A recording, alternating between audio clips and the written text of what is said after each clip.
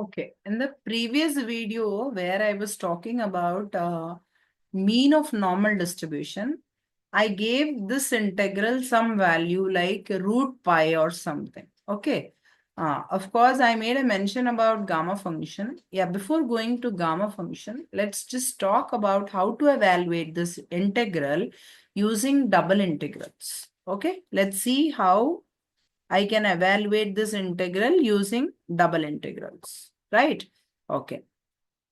What I will do is I will call this integrand to be I, integral 0 to infinity, e power minus x squared by 2 dx is what I will take. Whether it is x or z, anything is fine. Variable of integration is not important. It's the limits that rule the integration. Okay, so I'll be taking one more as well. One more integral, and I'll be considering it like this. Integral 0 to infinity e power minus y squared by 2 dy. Okay, this is what I'll be considering. LHS, I can call this to be I squared. Okay. Now, if I combine these two integrals, it turns out to be something like integral 0 to infinity, e power minus x squared plus y squared by 2 dx dy. Okay, this is my double integral. So how do I find the area? I mean, how do I evaluate a double integral? I can evaluate it directly provided I know the integrand is in some standard format. Okay, if my integrand is in some standard integration rule format, I can evaluate it. But there is no standard integration rule for e power minus x square plus y squared by 2, because of which what I will do, just see here. This is my xy plane. I will transform, or I will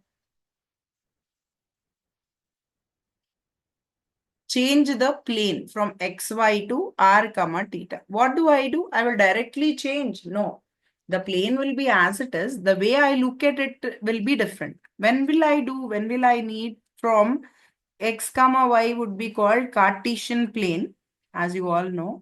R comma theta would be called polar plane, as you all know. So how do I make this transformation from Cartesian to polar plane is the plane would be the same. Only the thing is the way I look at things would be different.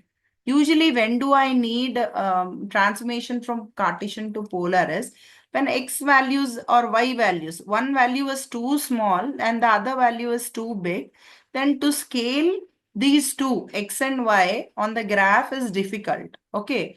Also, when the integrand is typical, when I have a typical integrand to solve in x and y, I transform it to polar and solve it. Okay, or the limits of integration are typical in Cartesian, then I'll shift to polar and evaluate. How do I look at things in polar? This would be my radius vector or radial vector, it would be called. This is my radial vector in polar. I don't actually need a scale here. What I will do is I will just check the region of integration. Looking at the limits, I know that x is ranging from 0 to infinity, y is ranging from 0 to infinity. So first quadrant is my region of integration. So in this region of integration, what I will do is I will look at things in a different way. Is what I said. The length of this radial vector is r. Now this x-axis would be my theta is equal to 0 line or initial line, it would be called. This would be called theta is equal to pi by 2 line, as you all know. This would be called a complete angle or theta is equal to pi line. This is equal to 3 pi by 2 line, and once I complete one revolution, it will be theta is equal to 2 pi. Okay, this would complete my one revolution. Anything else, I'll be adding plus n to it. Okay, second revolution, third revolution, I will know.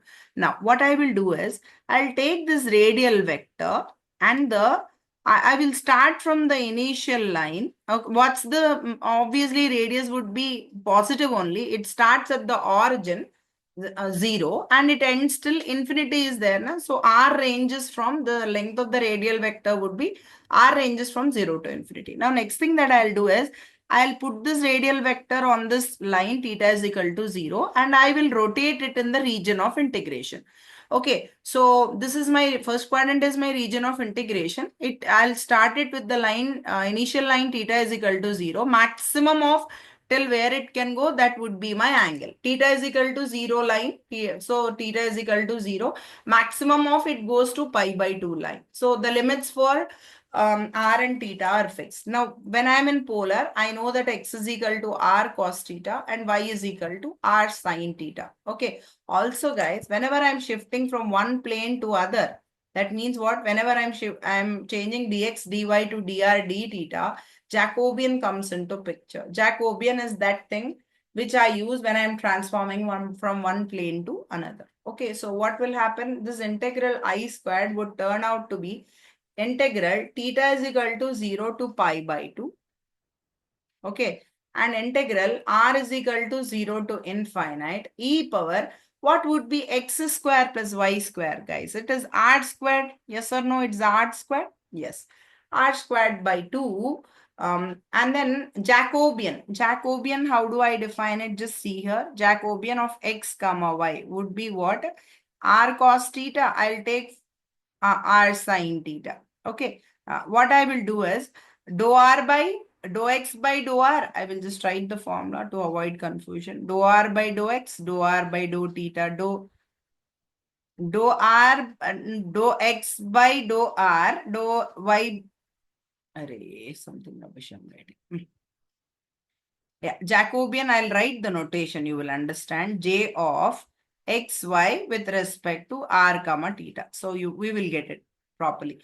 Dou x by dou r, dou x by dou theta, dou y by dou r, dou y by dou theta. Of course, you can just verify this value turns out to be r. Okay, so this would be r dr d theta. Now what I'll do, I'll make a substitution here for r square by 2. R square by 2 is equal to t. Let it be t. 2r by 2 dr is equal to dt. Okay, so r dr, this value would be what? Dt, right? Yeah. Integral theta is equal to 0 to pi by 2. When I put r is equal to 0, r is equal to 0, t is equal to 0. R is equal to infinite, t is equal to infinite. So what happens? T also ranges from 0 to infinite. E power minus t, right? And then r dr would be what? Dt and d theta. Okay, I know it's very easy to integrate e power minus t. What's the value of it? Integral t theta is equal to 0 to pi by 2 e power minus t by minus 1, 0 to infinite d theta. Okay, so what will I get for the upper limit? The value is 0. For the lower limit, it is 1. So it would be a positive 1. Minus of minus would give me a positive 1. So it would be 1 into d theta. It would be theta. Theta ranges from 0 to pi by 2. For the lower limit, there is no contribution. For the upper limit, it is pi by 2. So what I have got, just see here. I squared value. Actually, I wanted the value of one integrand, but then to make my job easy, I have considered two integrals. Okay, so this value would give me root pi by 2. Root pi by root 2 kind. What's the value? Integral 0 to infinity e power minus x squared by 2 dx, or this can be written as e power minus z squared by 2 dz. This value I have got it to be root pi by 2, guys. This is how I will find out. Now, this is how I have got the value to be root pi by 2 there, and remaining thing got cancelled off. Okay, in the next video, I will just do how to do variance as well. Okay, of course, I'll talk about gamma function before that in the next video.